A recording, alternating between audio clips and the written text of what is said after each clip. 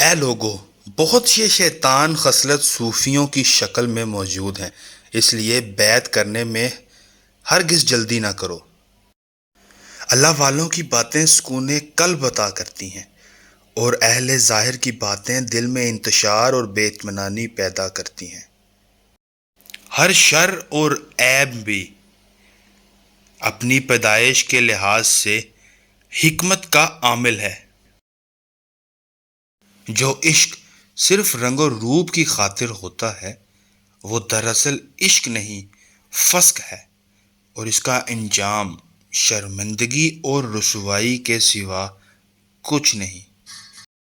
جب اللہ تعالیٰ کسی کی رسوائی چاہتے ہیں تو اس کو پاک لوگوں پر لعن طعن کرنے کی طرف مائل کرتے ہیں۔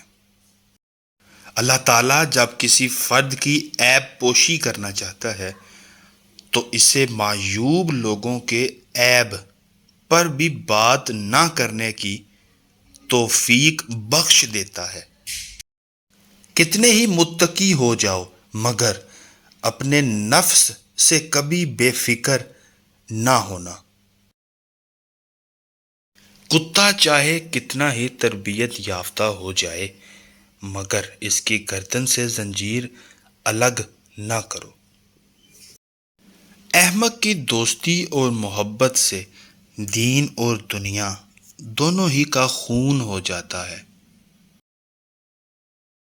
علم کی تلوار لوہے کی تلوار سے زیادہ اثر رکھتی ہے، بلکہ فتح حاصل کرنے میں علم سینکڑوں لشکروں سے زیادہ مؤثر ہے۔